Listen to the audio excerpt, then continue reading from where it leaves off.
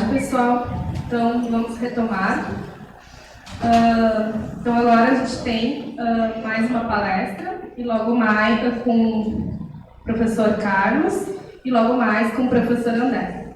Então, agora a palestra é intitulada Processamento de Sinais para Reconhecimento de Padrões Biológicos. Gostaria de chamar o professor Carlos de la Fuente para subir ao palco.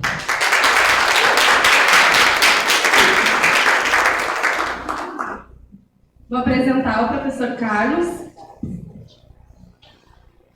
Agora eu tirei meu salto, vou ter que ficar na frente do... Faltou altura.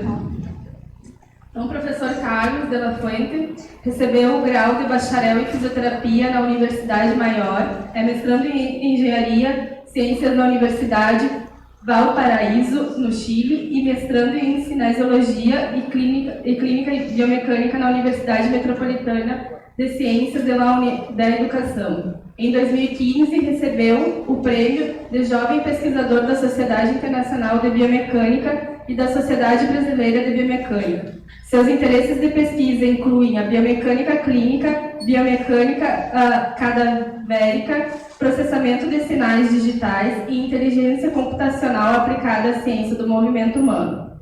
O Carlos tem trabalhado conosco aí já há algum tempo, já é quase gaúcho, né? Já conhece Uruguaiana, já conhece alguns barzinhos já da cidade e já até serve de guia turístico aí, né, para alguns. Então, quem vem de fora e está com dificuldade de se encontrar em Uruguaiana pode falar com o Carlos, que o Carlos ajuda. Né, Carlos?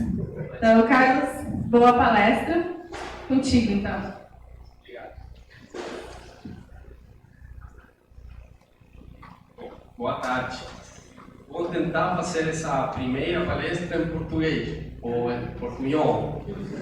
Me desculpe se eu puxo um pouco mais para o carioca, mas vou ter misturado com o sul e o sotaque chileno. Mas vamos tentar. Bom, o primeiro de tudo, obrigado a todos por a invitação, o convite para ficar aqui com vocês, para o Felipe, os professores palestrantes, a vocês que ficam cá com interesse para aprender mais coisas, para compartilhar conhecimento, pensamentos, discutir o futuro também da biomecânica, da neuromecânica. E para nós que somos de outro país e ficamos cá, é muito importante ficar e compartilhar com vocês e ter esse espaço cá para compartilhar, principalmente, e conhecer como são as questões na educação, como são as questões na pesquisa, como que nós podemos melhorar e como também as coisas que nós estamos fazendo, elas podem melhorar com o conhecimento de vocês. Então, agradeço muito também a toda a organização. Eu sei, eu li todo esse e-mail que fica cá, como que eles têm trabalhado. Então, para mim é muito importante. Agradeço a todos, cada um de vocês. Também por ontem, a cerveja ficou muito boa. E bom, vou começar. Me desculpe se eu também fico um pouquinho puxado com o tempo, para que não seja tão ruim minha saída. Bom,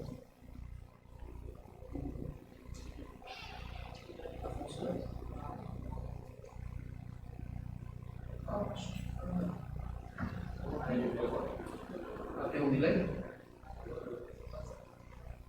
Bom, a palestra proposta foi processamento, em reconhecimento de padrões, né? Hoje nós estamos numa etapa onde estamos vendo que os engenheiros, que os físicos, e a verdade é que os pesquisadores como nós estão trabalhando muito, temos muito dado, muito.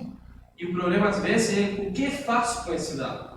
Mas a intenção do pesquisador é praticamente reconhecer o que às vezes o olho humano tenta olhar, né? E seria muito bom que o número ele consiga me dar o que eu estou olhando, às vezes. Ainda isso na clínica. Eu tenho escutado também que a pesquisa ela não consegue representar o que a clínica fala.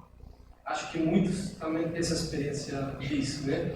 Mas acho que também isso é por culpa das limitações nossas, do como que nós analisamos os dados. Então, os dados, temos milhões de dados, e eu vou tentar compartilhar como que o reconhecimento dos padrões dessas sinais biológicos. Então, na neuromecânica, nós sabemos que temos um monte de sinais que vêm da contração muscular, que é o fenômeno voltaico, sim? Que faz despolarização das fibras musculares e faz tudo a mudança do campo elétrico. E nós, com a instrumentação, conseguimos mexer e obter muitos dados da eletromiografia. Mas uma sinal também pode ser uma sinal respiratória, pode ser uma sinal do cérebro, pode ser uma sinal de pressão. Sim, estamos cheios de sinais e é muita informação.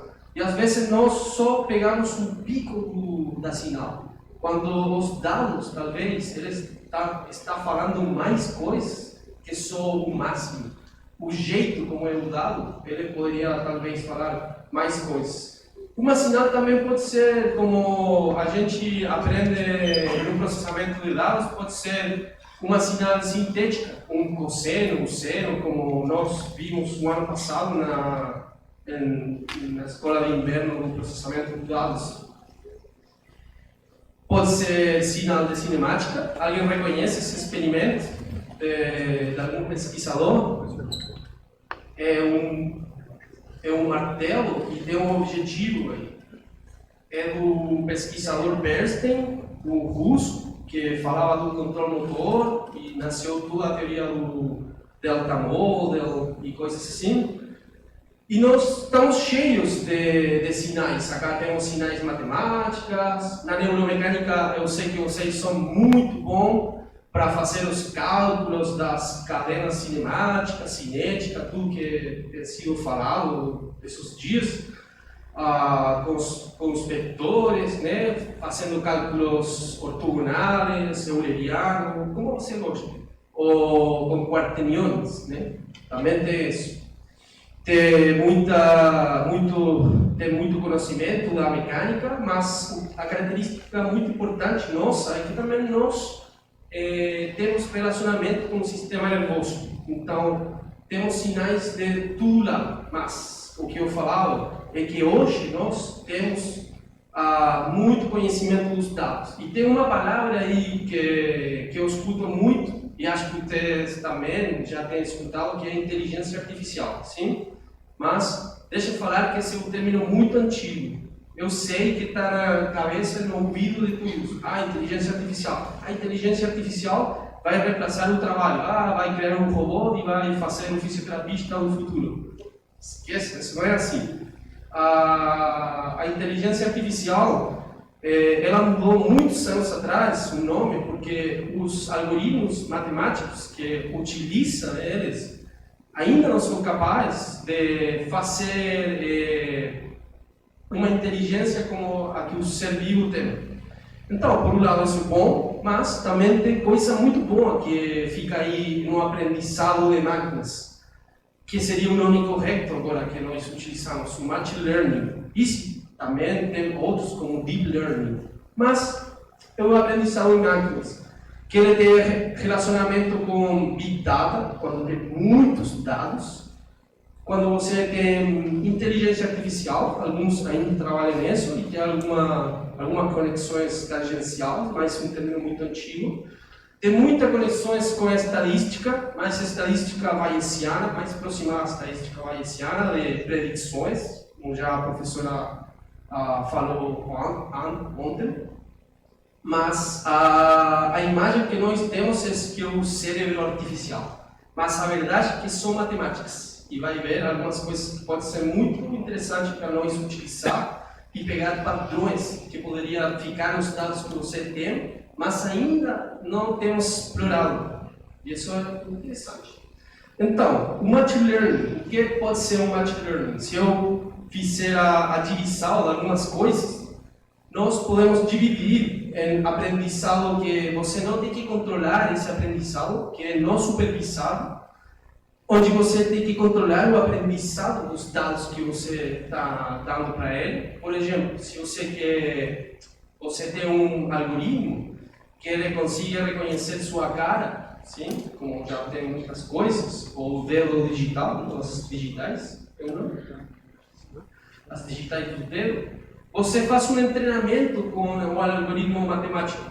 Então você toma dados, entrena o algoritmo, tipo, isso é gato, isso é cachorro, isso é gato, e amostra muitos deles, com muitas variantes, e consiga treinar. E depois vem e pega uma amostra diferente, por exemplo, outro cachorro novo, que você nunca tinha olhado. E você tem que tomar a decisão se é gato ou se é cachorro. E isso o algoritmo pode aprender.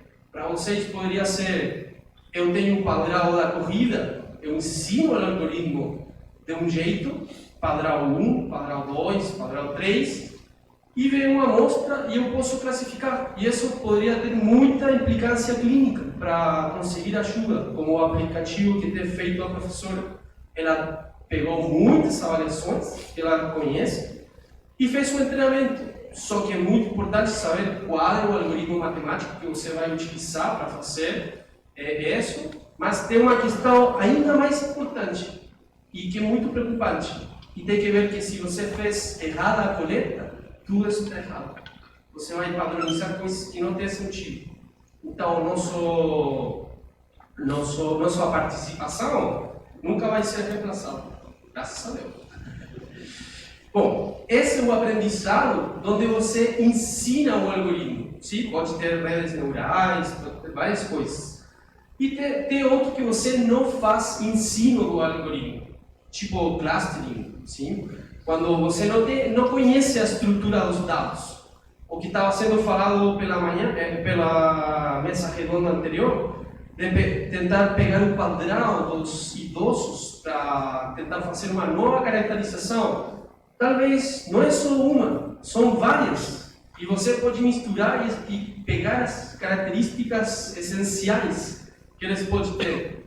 É só um padrão, não é só uma variável. Pode estar feita por muitas coisas. E aí você não conhece a estrutura, não conhece os padrões para ensinar o algoritmo. Então você pode fazer algoritmo acá dos dados para fazer clustering ou para fazer redução de dimensões. Eu sei que acá, peço desculpa que não consigo olhar muito bem os nomes, mas eu estou tentando falar pela resolução do dado. Acá eu tenho o aprendizado que eu estou falando que você não precisa ensinar e pode ser clustering, que é o agrupamento por similitude dos dados, e ter reduções de dimensões, que tem um limite muito perto, mas tem diferenças. E tem outro aprendizado que eu não vou falar nada disso, eu só vou falar do aprendizado dos dados não estruturados, quando eu não conheço a estrutura deles, não conheço as classes, as categorias. Mas tem mais um, que é reinforcement, eu não sei como é a palavra, reforçado, etc. Que ele é muito usado na robótica. Você tem o algoritmo que você ensina, mas ele vai fazendo o reforçamento do ensino, em termos muito gerais. Mas esse posso deixar um pouco fora, mas quem trabalhar com exoesqueleto, coisas assim, poderia ser muito interessante também conhecer. Bom, eu tenho certeza que mais de algum já tem lido esse autor, Ivanenko. Sim, ele é um autor russo que começou a estudar padrões de movimento. Ele tem feito avaliações de diferentes movimentos. Acá tem a caminhada normal, quando chuta a bola, quando tem um obstáculo, quando faz algum movimento diferente. Então, ele fez e tem a intenção de encontrar padrões de movimentos. Só que ele também fez com a eletromiografia. e ele começou a falar com reduções de dimensões que tem existência de módulos motores. Não sei se já alguém conhece isso, o módulo motors, onde o sistema nervoso, nos geradores de padrões centrais, ele teria uma organização para organizar o movimento no nível da médula, e que você poderia encontrar padrões das sinais da cinemática, mas em mais detalhe com a eletromiografia, esses padrões. Então, ele faz uma descomposição e consegue olhar o peso, o coeficiente que tem a sinal e cada músculo, para a temporalidade onde fica ativada a musculatura. Tem coisas na biomecânica do controle motor, tem coisas com padrões. Às vezes, nós no olho, sem ter a matemática, só olhando as sinais, dá para olhar que essa sinal, sim, no tempo, a série temporal, é bem diferente dessa, né?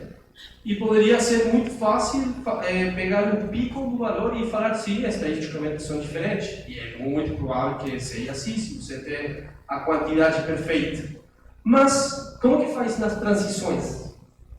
Quando o padrão vai mudando, mas nas transições, o que acontece nas transições? Como sei que essa mudança vai mudando?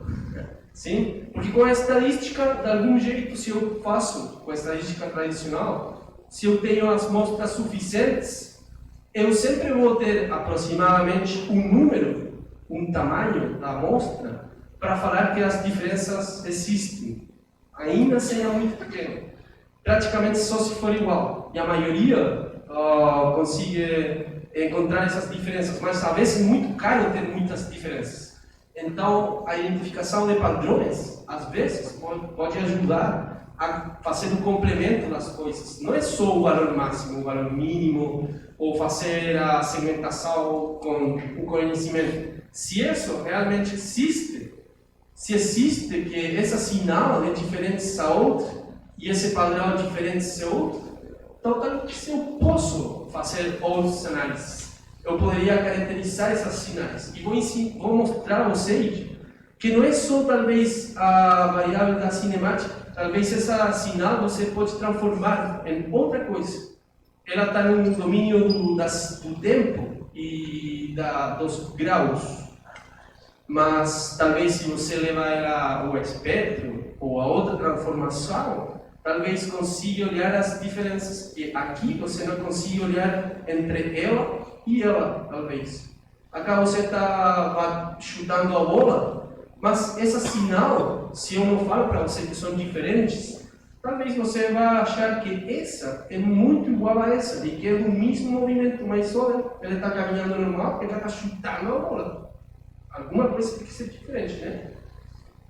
Bom, como exemplo disso, nós podemos ter diferentes padrões. O que é o padrão? O padrão, em termos geral, é um comportamento que ele tem uma repetitividade no tempo, sim? Pode ser num tempo ou pode ser em outro domínio, que não seja o tempo. Talvez pode ser o domínio da frequência, pode ser repetitividade no domínio gaussiano, pode ser no domínio dos componentes principais, pode ser no domínio que vocês imaginam. Talvez seja muito abstrato que eu vou começar a falar e até vai me catalogar um pouco de maluco, mas o habitual é conhecer três dimensões, sim? Do eixo x, do eixo x, do eixo y, ou y, como vocês conhecem, e da z. Falei correto? Z. Mas eu posso falar que nos dados você pode ter mais dimensões, e todos vocês conseguiram estudar isso na escola. Eu sei, quando você quando você estudou matemáticas com os números, e você estudou o conjunto da z, os números naturais, 1, 2, 3, 4, e quando passou a estudar os números dos reais, e você eleva ele a 1, a 2, a 3, a 10, a 100, a 200, ele começa a ter mais dimensões. Cada vez que você começa a ter um dado que tem uma característica, depois tem outra, uma segunda, uma terceira, uma quarta, até um N infinito, as dimensões é cada uma dessas características. Então, por exemplo, se você está fazendo avaliações na biomecânica e tem a cinemática, o ângulo, tem a velocidade, tem a aceleração, tem o ângulo com a ecografia, tem alguma outra variável com a ecografia, tem com a eletromiografia, tem com a eletroencefalografia, tem com mais, cada uma dessas variáveis vai sendo uma dimensão para a matriz dos dados. Então você já não trabalha com só 3, que é o que você aprendeu no espaço, mas o problema disso é a representação, porque cresce o dado muito, ele cresce muito. Aqui nós temos a cinemática do tórax e da pelvis, da corrida de pessoas que têm dor lombar e que utilizaram foam roller, que é um instrumento da fisioterapia para fazer alongações, flexibilidade. Pode ser que eu fale errado, e ainda sendo eu fisioterapista, mas já eu não utilizo muito tanto isso. Mas o conceito um pouco é esse. Então, eu mostro para vocês a cadeia de ciclos da corrida, que foi automatizado para fazer o reconhecimento, e de ângulo a ângulo. E você vê todos eles que têm uma geometria diferente, né? É bastante diferente se o olho é esse, se o olho é esse, voo é esse. O que falaríamos vocês? Que tem algum padrão aí? E talvez tenha algum, né? Tem uma aqui que tem essa geometria, esse tem outra geometria diferente. Mas como que eu faço a padronização disso? E aí vem uma coisa que é muito importante para o Machine Learning, que tem a ver com as extrações das características. Aqui eu coloquei só sujeitos sanos, mas o jeito como eles fazem o controle do movimento é bem diferente entre eles. É bem diferente. E eu acharia que a verdade é que não. Então, se você bota o valor máximo, o relacionamento deles, talvez você está perdendo muita informação. Sim? Você está perdendo muita informação de como que como que ele está correndo, como que ele está fazendo o desempenho motor. E isso, o custo disso é perder o conhecimento. Então, nós temos muitos dados que eles têm muita informação que talvez nós poderíamos aproveitar. Bom, se você conhece a estrutura do dado, por exemplo, você tem sujeitos que fez a corrida com dor lombar, sem dor lombar, que fez o placebo, você conhece algo da estrutura dos dados. Mas isso não quer dizer que aqui todos eles vão ter o mesmo padrão porque você fez a categorização. Um pouco que a discussão que vocês tinham com idosos. Então, como que eu faço a caracterização? Aí vem, então, que o crescimento do dado, ele vai começar a ter mais dimensões, muitas dimensões. Tantos que você vai ter que começar a mexer com a programação, não tem outra saída. Tem que começar a mexer com a programação, porque é tanto dado, de coisa pouca que você pode pegar, que precisa fazer a automatização de algumas coisas. Bom, então, uma das coisas é que na redução das dimensões, ela vem porque o dado ele cresce muito. E na atual era do Big Data, esse crescimento é exponencial em tamanho, exponencial em variedade e em complexidade. Quando você começa a pensar, não, que essa avaliação clínica é a que poderia fazer a predição das lesões, mas também essa, e essa outra também, mas essa também me fala uma coisa. Então o dado começa a crescer, tipo, é uma coisa muito complexa. Então, para quem pensa que o racionamento clínico vai ter um reemplaço com um robô, é muito difícil. realmente muito difícil. Ainda tem algumas coisas fáceis de reconhecer. Hoje você pode reconhecer gente com diabetes, antes que tenha diabetes, só olhando o olho. Mas todo mundo sabe que o vaso, a vascularidade do vaso, ele vai mudando e com o reconhecimento de imagens você pode ensinar o algoritmo a fazer. Mas tem outras coisas muito mais complexas que não conseguem fazer ainda. Esse aqui é um estudo publicado na Nature por um professor Sartori, da Holanda, que trabalha com o grupo do Farinha, que faz simulação, acá biomecânica. Ele tem pego eletromiografia e fez com diminuição das dimensões.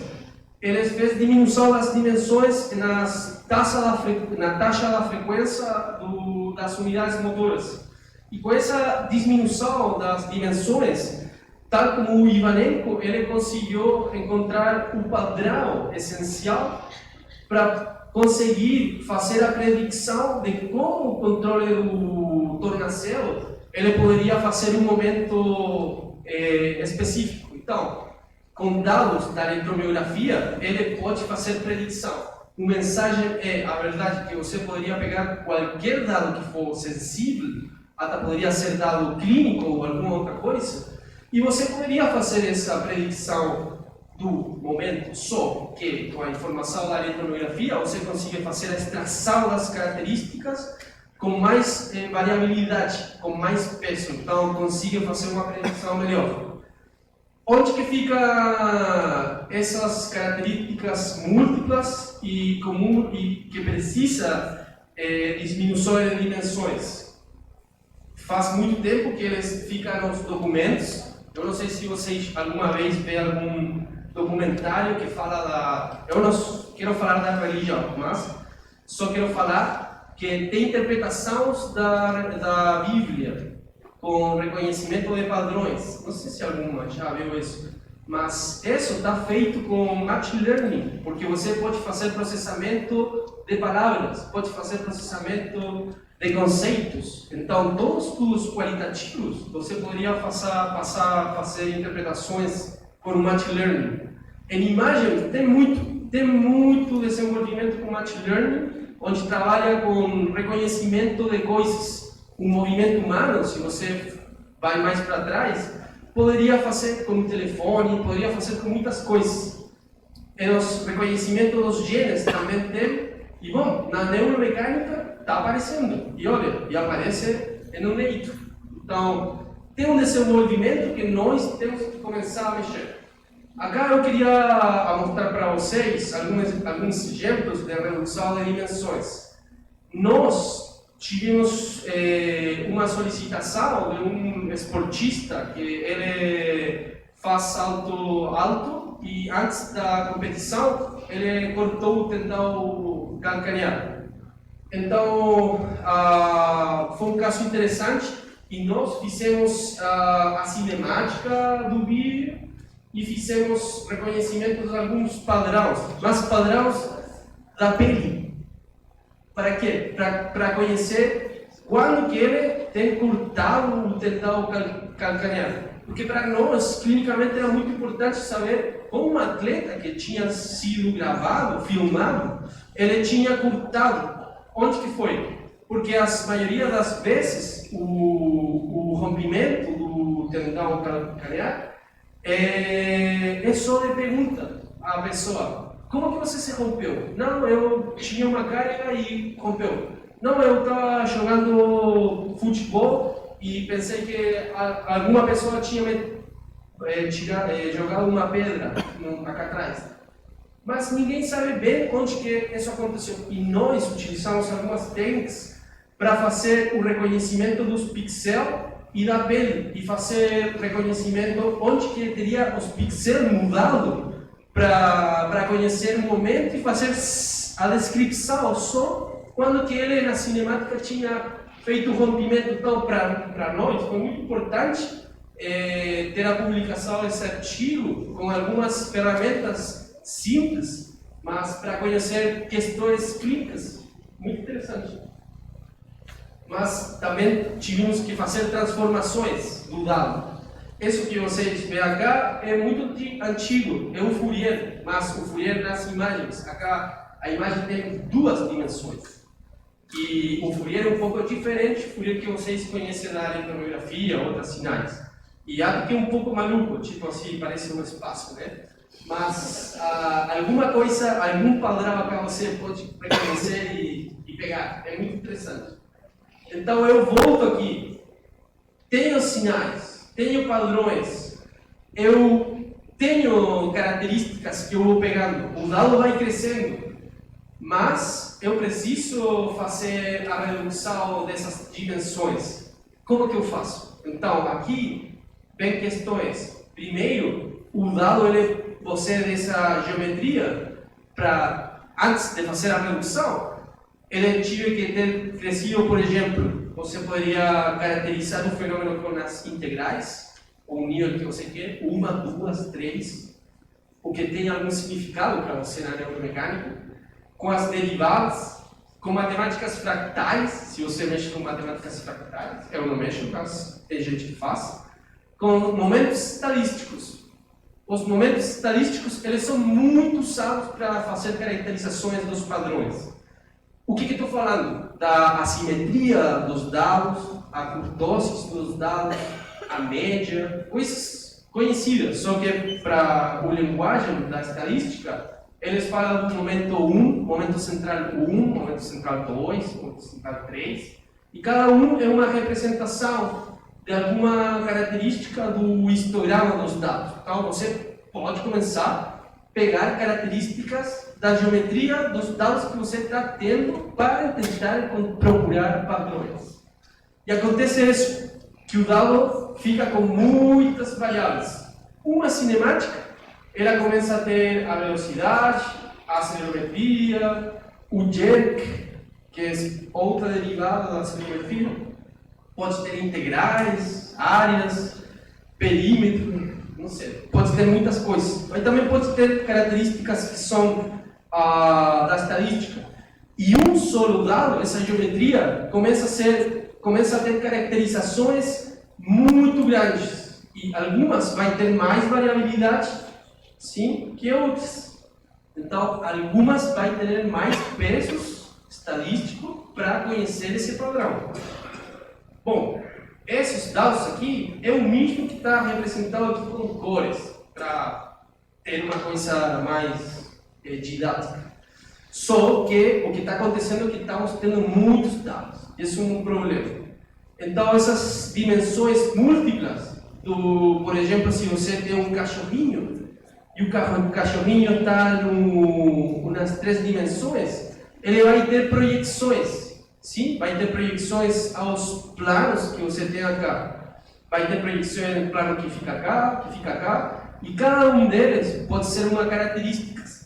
Então, os planos vão crescendo, o dado começa a crescer e ter muitas características. E esses planos não são ortonormais, não são ortogonais. Sim, não tem perpendicularidade necessariamente entre eles. Mas pode falar algumas coisas das características dos dados. Então você poderia ter alguns gatinhos, talvez que tem essa representação com essas características, ou uns cachorrinhos que tem outras características diferentes, vai tendo mudanças. E você, para poder diferenciar entre eles, vai ter que começar a fazer caracterizações com mais detalhes entre eles. Porque esse cachorrinho daí é diferente desse outro. Esse outro é a mesma cara, vai ser mais grande. Então, alguma questão matemática poderia me falar a diferença entre eles. Sim? Bom, por que reduzir dimensões? O primeiro, porque tem dados que são redundantes, sim? Que são repetitivos. Infelizmente, para alguns, para outros não. O Machine Learning, o que faz, se você tem correlação alta em mais de uma característica, você tem que pegar uma delas e jogar fora a outra, porque senão você está repetindo informação. Mas por que também pode fazer redução de dimensões? Porque tem dificuldade para fazer a representação desses dados que são muito grandes, para as visualizações. Também porque o custo computacional é muito alto. Se você tem milhões de características, você tem que refazer a redução, tem que ter alguma estrutura essencial. Esse dado, tudo que você está aqui, eu tenho que ter um jeito para conseguir representar a vocês com menos dimensões. E isso tem que ver com fazer a captura do dado com o máximo de variabilidade possível. Sim? E também porque, quando o dado cresce muito, eu tomo muitas características, posso ter características que podem ser ruído, que pode fazer deformações nos dados. E se eu pego sozinho essa característica, você nunca vai encontrar o que talvez tem no dado, e o que o dado está falando. Então, cá tem um exemplo. Como procurar uma estrutura essencial? Aqui você tem um círculo, uma arroba, que tem múltiplas características. E ela foi feito diferentes algoritmos matemáticos. Mas quando faz um algoritmo matemático do clustering, nós, nessas dimensões, conseguimos olhar como que ela tem distribuições, sim, padronizadas. Tem conjuntos de dados que ele se agrupa como se fosse um solo e faz conexões. Poderia ser neurônios, poderia ser sinergias, poderia ser muita coisa. O exemplo é um pouco abstrato, mas já vai talvez conseguir entender mais. Como que eu posso fazer a redução das dimensões? O primeiro é que você tem que projetar as características. O segundo, que pode ser com regulação de algum modelo.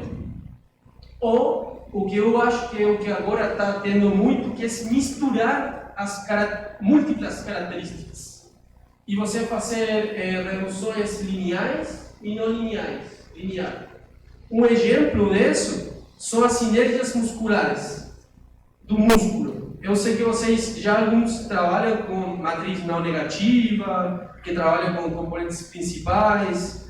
O trabalho dos componentes principais e a matriz não negativa, que é o algoritmo feito para reconhecimento de caras, no ano 99, que foi publicado na Nature, ela permite para você, por exemplo, se você faz um movimento com a mão, e tem muitas eletromiografias, o input é a eletromiografia nesse caso, você consegue fazer a redução das dimensões antes de fazer o tratamento das sinais. Eu coloquei aí a imagem da escola de inverno, com o Felipe, do ano passado. Então, tem algumas questões antes que você tem que mexer.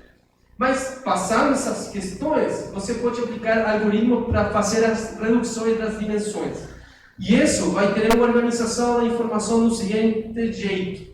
Vai ter todos os músculos e as intensidades, os coeficientes, vai ter por um lado. E por outro, vai ter uma série do tempo, sim? A temporalidade, quando essas ativações tiveram existência. Por exemplo, se eu faço a caminhada, e eu estou no primeiro 10%, e eu tenho uma contração excêntrica do quádriceps, é muito provável que, se eu coloco aqui o vasto medial, o vasto lateral, o vasto intermédio, os coeficientes deles para a temporalidade da marcha, que vai ter essa organização, eles vão ter mais intensidade. Mas a descomposição dessa sinal também é feita com outros músculos. O que eu quero falar? Que se você tem avaliado músculos da mão, ele vai ter alguma intensidade também para fazer essa temporalidade que nós conhecemos, que acontece na marcha. Aí você vai ter só por matemáticas que também a musculatura da mão está fazendo alguma coisa.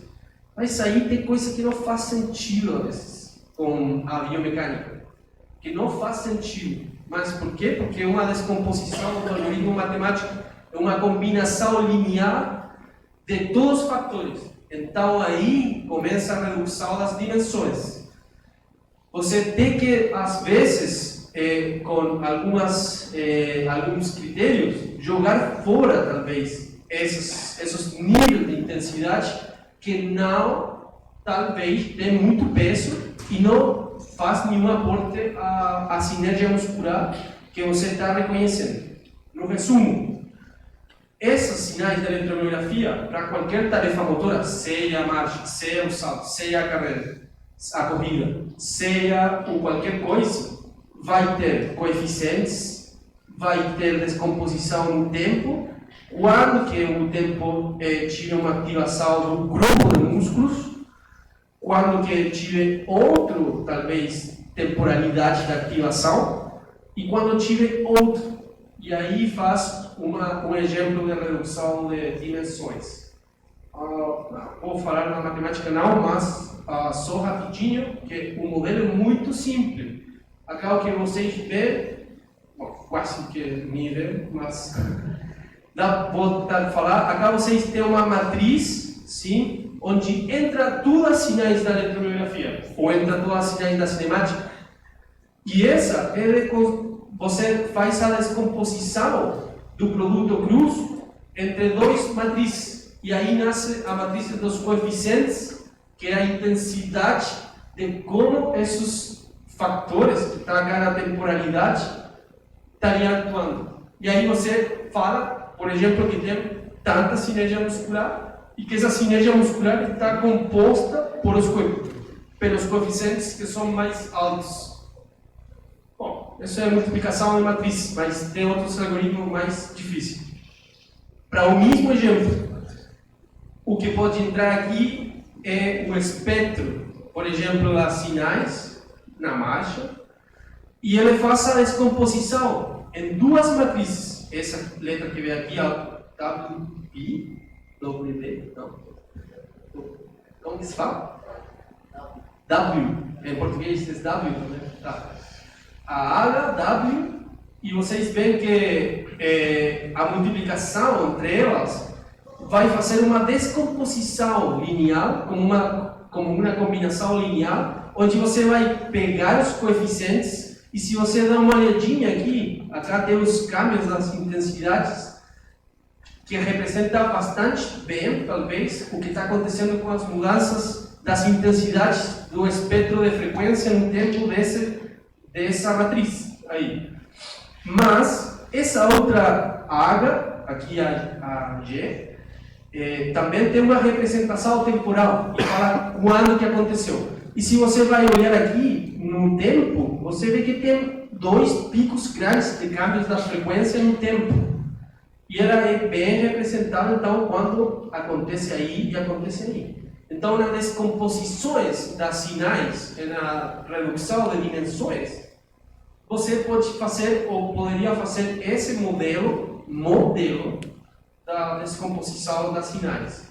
O modelo não quer dizer que ele represente totalmente a realidade. Sim? Aí ele tem um desenho, de novo, de como que é decomposta a sinal na temporalidade e como é decomposta nas intensidades das participações de cada dado. Esse é um novo exemplo, talvez, de como que você olha a descomposição temporal dos músculos, das sinergias, e como que os músculos, todos eles fazem aporte, talvez para aparecer com mais intensidade temporal aí. Esse é o mesmo artigo que eu mostrei antes, onde foi detectado os padrões da eletromiografia. Mas uma coisa interessante, alguns algoritmos matemáticos como a matriz não negativa, eles fazem iterações,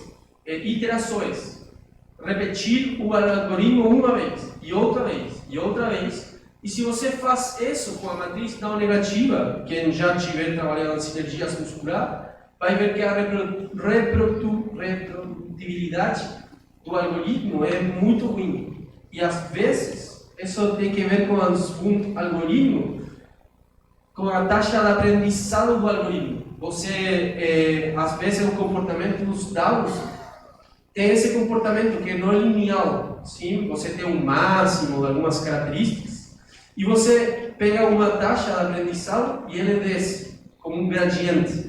E desce, e desce, e desce, e desce até um ponto mínimo. E aí ele faz o resultado final. Mas às vezes o descer desse aprendizado não sempre pega o valor mínimo que já pegou aqui. Então ele pode ter muitas ou pode ter algumas diferenças do resultado que pegou na interação 1 com a interação 10, sim? Do mesmo experimento.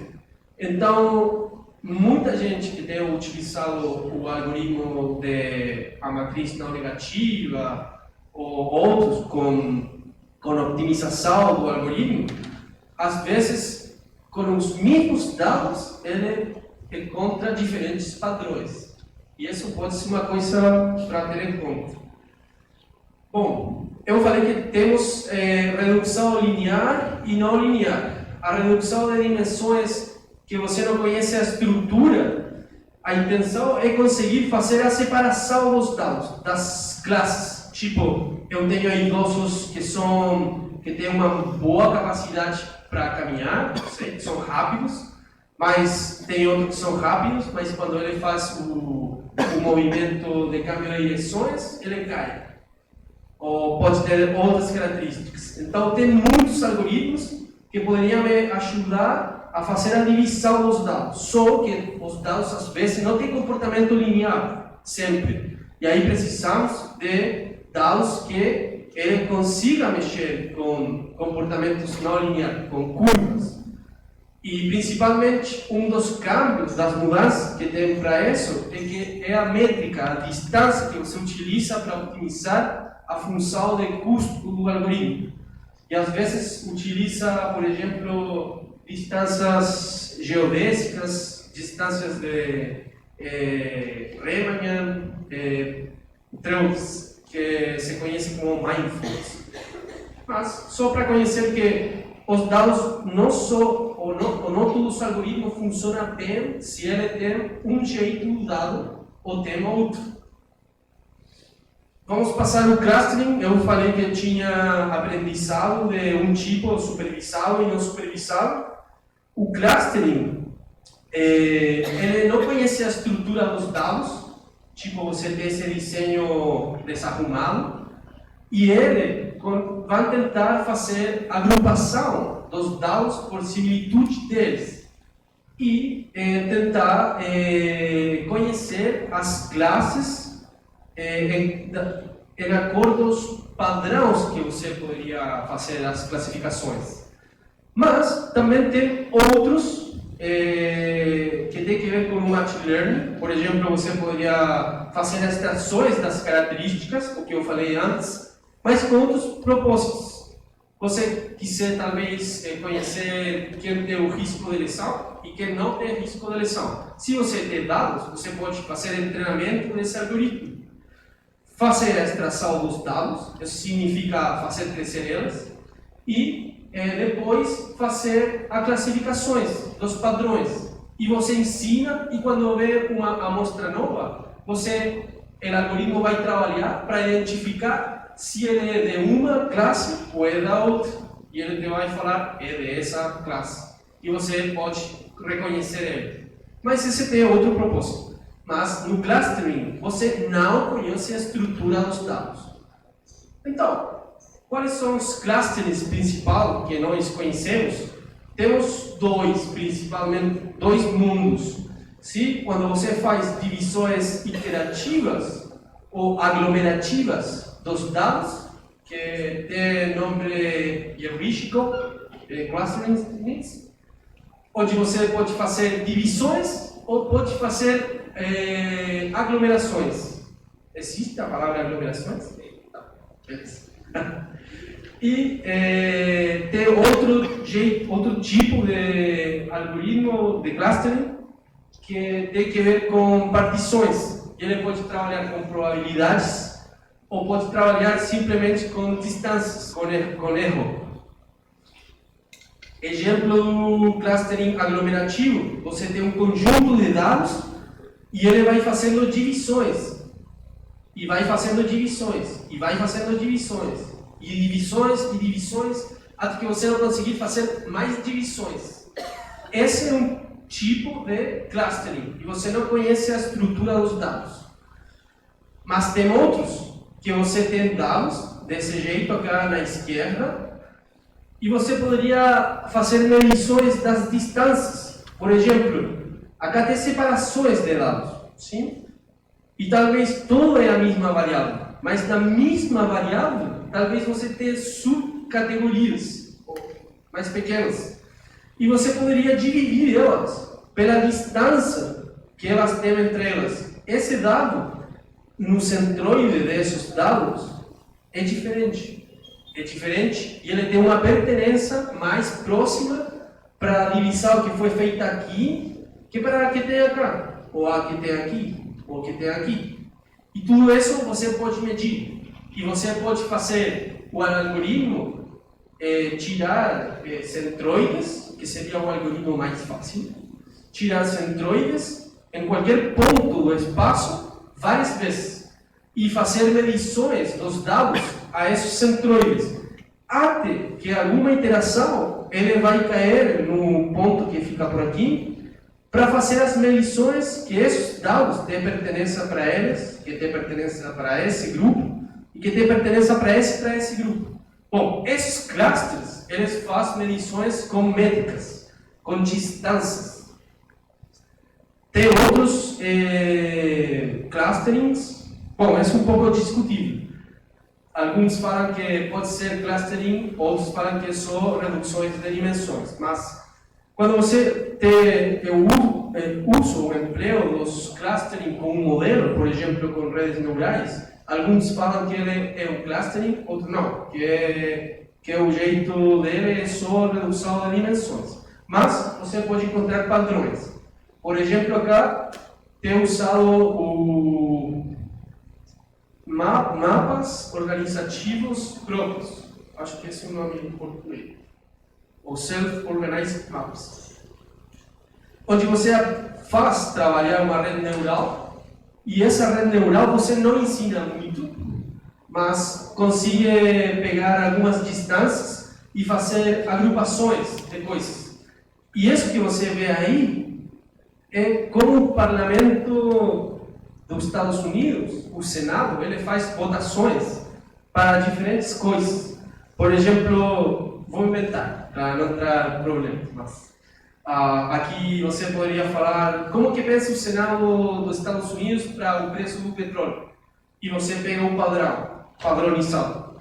Mas quando você pensa em outra coisa, pode fazer as divisões e conhecer que os agentes, que a verdade, lá tem dois planos, a verdade é que não sempre as votações são a metade e a metade, senão que vai mudando e você pode conhecer a estrutura dos dados que você tem por conhecimento de como que ele vai se aproximando um ao outro por similitude.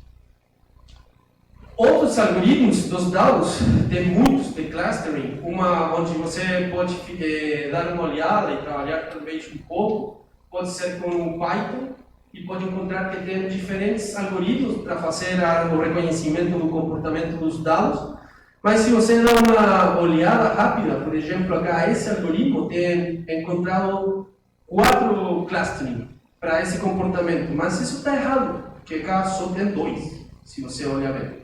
Então, não o clustering ou a técnica do clustering vai funcionar para todo o comportamento dos dados. Então, você tem que fazer explorações e uma eleição correta, certa, do algoritmo que você vai utilizar também. Por isso que eu comecei falando que o termo inteligência artificial ainda tem problemas. Sim?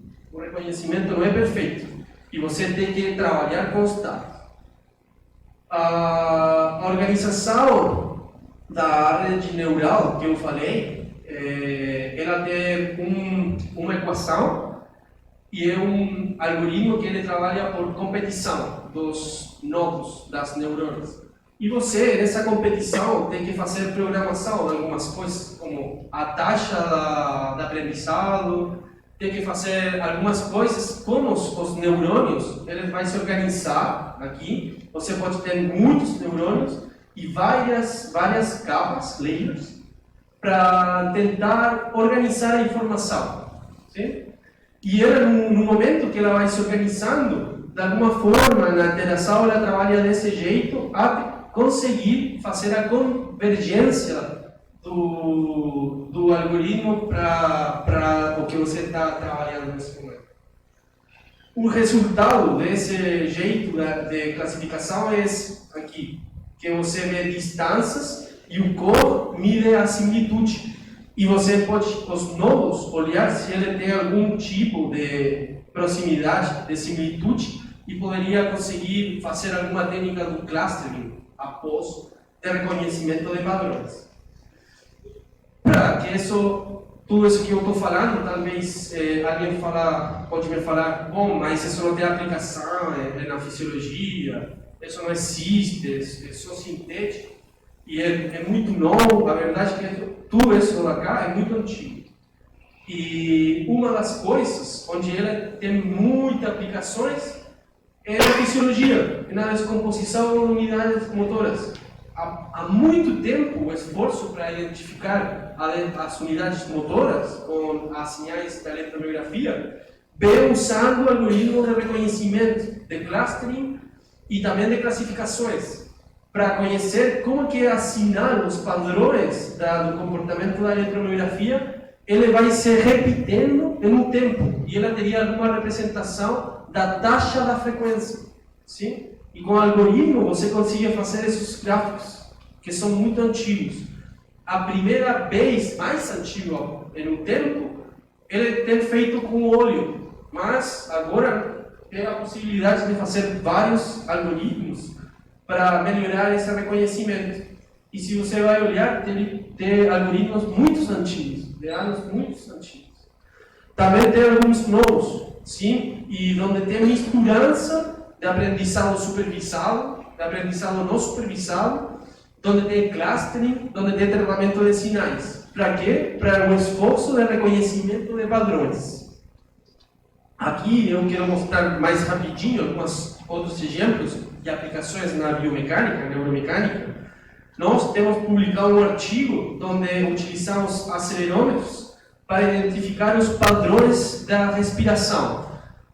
Fizemos um experimento muito simples, como primeiro passo, onde coloca um array com muitos eletrodos de acelerometria, onde eles podem ser optimizados, poderia ter menos, mas os dados, eles foram tratados com processamento de sinais, ele tinha uma redução das dimensões, com componentes principais, onde eles, após isso, foi feito um clustering para conhecer como que a informação é organizada não na dimensão do tempo, não com a intensidade das sinais, sino que trabalhando como que ela se organiza nas projeções dos componentes principais. Para aí nós fazer as classificações do clustering e conhecer que os acelerômetros, e que para a clínica pode ser muito evidente, que os acelerômetros que ficam embaixo, sim, ele tem mais associação com os movimentos do diafragma.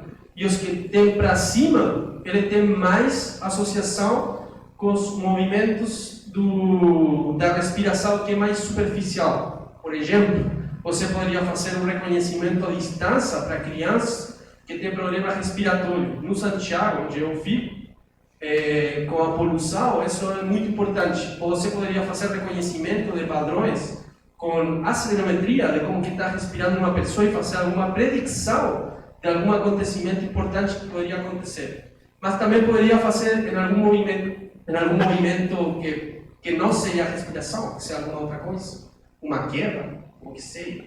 O que faz o componente principal? Ele transforma o dado. Então, ele faz uma transformação dos dados para fazer a captura da máxima variância dos dados. O eixo, que antes era Y, ele muda, e muda desse jeito, para que cada dado que antes tinha uma projeção aqui, agora ele tem aqui, e tem acá, e tem aqui, e tem acá. E isso faz uma combinação linear. E essa combinação linear você pode, se quiser, com algum outro critério, fazer a diminuição. Para nós, foi a correlação cruzada das sinais. quando nós fizemos a reconstrução das sinais da acelerometria, eles conseguiram fazer um reconhecimento melhor se não tiver ele. Por exemplo, acá nós vemos os padrões com outras ferramentas e outras ferramentas simples não conseguem. Por exemplo, a intensidade da acelerometria, ele não tem a capacidade de fazer reconhecimento como o algoritmo que nós fizemos tive. E o custo que você poderia pensar, não, mas isso pode ter muito trabalho da computação. A verdade é que não é. O componente principal é só trabalhar com matriz, e o clustering que nós temos feito foi um caminho que é muito fácil. Acá tem outro exemplo de utilização de clustering, que tem que ver que tem associação com densidade de dados, sim, o DevScan. Nós acá fizemos identificação de zonas de inervação, então eu quero mostrar para vocês esses exemplos. Tem sinais da eletromiografia, onde com a mesma eletromiografia, onde tem muitas sinais de eletromiografia, você pode escolher diferentes padrões se você muda os parâmetros do algoritmo. Então, acá uma mensagem importante, que se você faz mudança dos parâmetros do algoritmo, você pode também mudar os padrões e ter padrões que não existem. Então, aí a mensagem é que se você vai utilizar, tem que fazer um estudo acabado do que você está usando. Aqui, já o último, eu sei que já esgotou o tempo e está me jogando para fora, mas vai na 53, já vai terminar. Acá só tem dois variáveis. Quando o sujeito faz elevação após o rompimento do tendão da Aquiles, após do humano, e o puntagem do ATRS, que é um score clínico. Nós fizemos só essas duas coisas e encontramos comportamento de pacientes diferentes. E uma coisa que nós temos encontrado, que foi muito interessante, que pacientes que têm o mais alto puntagem clínico, que tem aqui no Y, não são os que tiveram o melhor desempenho na elevação após do ano, mas quem tiver o melhor desempenho, eles não tinham o melhor pontuação clínica. Então, aí nós ficamos discutindo, olha, temos pacientes que eles têm o melhor desempenho, mas ele percebe que ainda não tem uma boa recuperação. E eu não sei, mas aconteceu comigo, mas eu tinha muitos pacientes que eles tinham uma ótima recuperação para esse tempo, mas ele queria continuar na fisioterapia, queria melhorar, ainda mais, porque ele achava que não estava bem. E ele queria. Então fez muito sentido para nós encontrar esses dados clínicos, sim, e com coisa fácil você também pode trabalhar, com clustering. O último, talvez da mesa redonda anterior, quando o professor falava, bom, o que nós estamos fazendo errado, talvez, com as pesquisas de nossos pacientes, acá encontrei essa imagem que achei interessante, que foi feita com clustering, e ela fez clustering com artigos científicos, mas com termos, por exemplo, da ciência, da biologia, da matemática, do esporte, da sociedade. E ele fez o agrupamento onde que ficam com distâncias algumas coisas. E quando você vê a sociedade e vê aqui a ciência e vê a distância e vê que a ciência praticamente está em um lado e a sociedade está no outro, e eu acho que alguma coisa estamos fazendo errado talvez. Acho que nós temos que ter alguma proximidade com a sociedade. O pior de tudo é que você vai olhar aqui mais perto e as leis e a política estão muito mais perto. E eu sei que você está atravessando por uma situação difícil, então eu não sei o que é, mas essa distância tem que ficar melhor. Não podemos ficar tão longe. Talvez vocês tenham na mesa redonda falado mais da experiência, mas aqui eu falo com os dados. Então, está estudando. A última pergunta, a questão que eu me fiz, que também vem da mesa redonda de ontem, é que, às vezes, nós temos uma variável e temos outra, e achamos que temos alguma causalidade por aí. Mas esse velho problema, a verdade é que tem que ser bem percebido, tem que olhar bem. O Machine Learning pode fazer predições. O modelo matemático, talvez, ele consiga fazer predições. O Google tem feito predições de enfermidades respiratórias, de vírus, só pelos jornais. Mas isso não faz explicações de como isso funciona. Então, a pesquisa básica, a biomecânica, a neuromecânica, quando você trabalha com a ecografia, não porque você está utilizando os algoritmos da Machine Learning, agora vai mudar as explicações de como funcionam as coisas. Geralmente, o Machine Learning, você não entende como que ele chega ao final, mas chega. Mas essas transformações, depois que acontece aí, dos dados, às vezes não tem nenhum relacionamento com como o corpo humano realmente trabalha. Mas ele faz a predição certa. Porque ele faz a predição certa porque matematicamente ele pega as variáveis que é mais sensível para fazer a identificação do padrão. Então, é isso. Obrigado.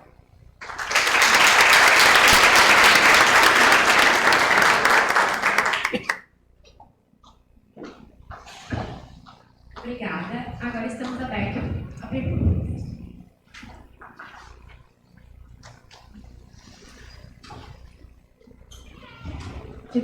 Gostaria de agradecer ao Carlos pela excelente palestra. Nós não temos, eu tenho certeza que muitos ficaram com muitas dúvidas, né? Bastante coisa, mas a gente não tem muito tempo, então a gente vai abrir no máximo para 2 perguntas, tá, pessoal? Então...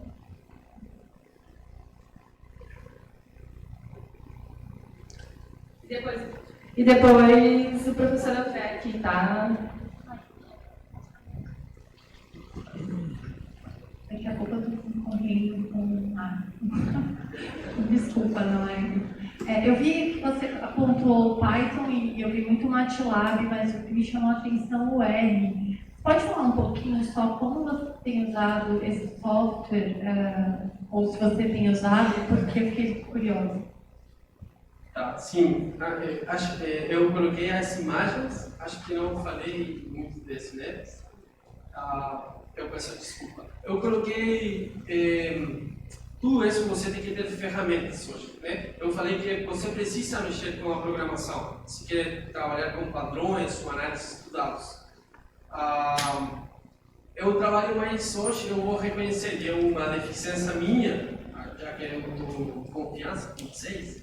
Eu estou trabalhando mais com o MATLAB, sim? Mas o MATLAB hoje é um pouco antigo, porque ele é pago, principalmente por isso. Mas ele é muito bom porque praticamente não tem estrutura para escritura e é muito fácil de aprender a utilizar.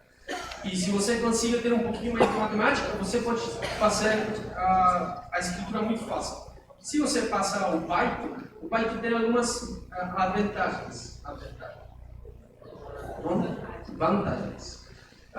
Ele não é pago, tem muito pesquisador do mundo, muito mais que no MATLAB, que ele está fazendo coisas e você pode se contatar fácil com o outro e adotar o código e perguntar a eles e fazer o teu. Então eu falaria, a gente se quer aprender, ainda não aprendeu, mudar para o Python. Ele é um programa basado em objetos. É um pouco diferente do MATLAB, mas vai aprender. Vai aprender, ele tem sua estrutura, não é tão difícil como outra estrutura como C++, sim, mas vai aprender e consiga fazer muita coisa. E se você quer fazer um gráfico muito bom, faça no Python. O R, é verdade que eu não tenho muita experiência no R. O R, eu até acho que ele é um pouco mais difícil que o Python. No Python, se você vai trabalhar, eu recomendo, e você tem mais ambientação no MATLAB, abaixa a versão Spider, como Serpente? Não. Não, culebra. Como spider em inglês. Não é aranha. Spider. Que vai no chão. É aranha. Desculpa. E aranha para nós, no espanhol, é outra coisa. Tá. Aranha é um inseto. É caminha. Tá.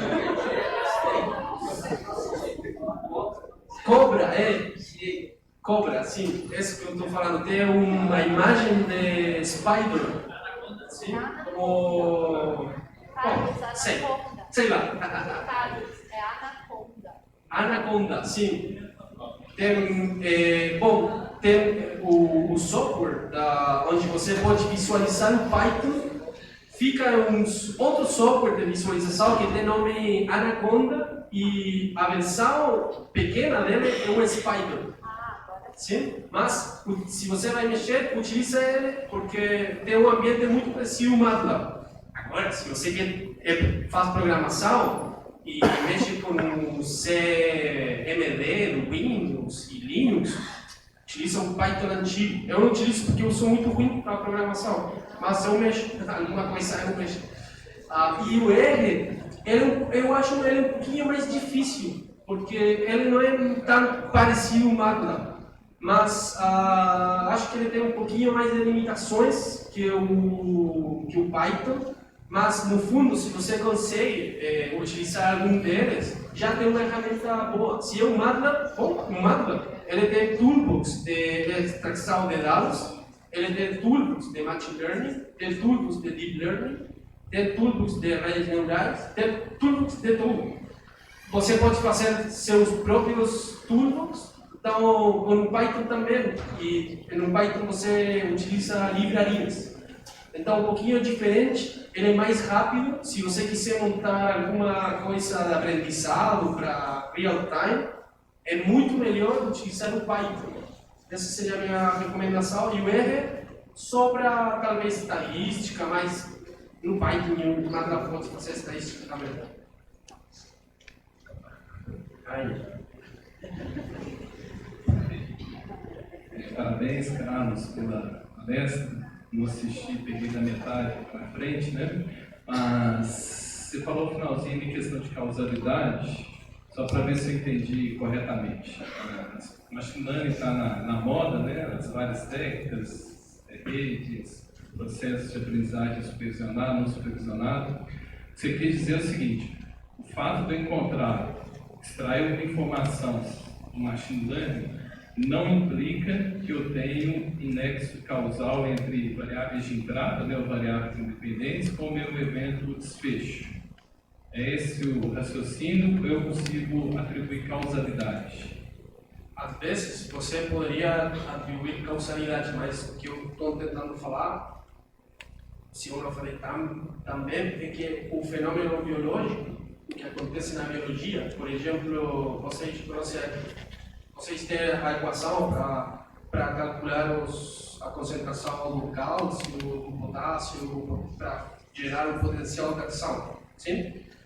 Talvez eu possa fazer um machine learning para fazer a predição de como que vai ser o jeito do potencial de ação, a fadiga, mas ele não me vai falar como que essa questão do intercâmbio dos cálcios e do potássio. Então, às vezes sim, ele pode falar de causalidade entre as variáveis, mas o que acontece aí dentro, ele é muito bom para chegar no resultado, ainda talvez pegando outras variáveis. Mas o que acontece na biologia, pode ser que ele nem é secundário na biologia, mas ele consiga fazer a predição. Então, o que eu falo que pode ser que nós tampouco é que temos que abandonar, já que tem toda essa mudança, a pesquisa básica, senão que é muito importante. E você também poderia utilizar para fazer machine learning, mas para fazer algumas predições, algumas questões que são da biologia, às vezes nem precisam da biologia. Como eu falei, o Google tem feito um algoritmo para fazer predições de doenças virais só com os dados do jornal. Do jornal, tipo assim, no maio apareceu tal doença. E ele faz predição que vai acontecer no outro ano. Isso é muito mal. Mas não fala nada como que a doença, o vírus, a biologia dele está mudando, o ADN está mudando, o gene dele está mudando. Eu quis um pouco falar disso, mas também sim tem alguns que podem fazer causalidade, mas outras vezes não. Certo. Muito obrigada, então, Carlos, parabéns. Então, o Carlos, para mais perguntas, está disponível, né? Em outras situações, a gente ainda tem outros cofres. E amanhã também, pessoal, a gente tem jantar por aderência, tá? A gente está vendendo o convite por R$50 ali na secretaria, tá? Então, agora...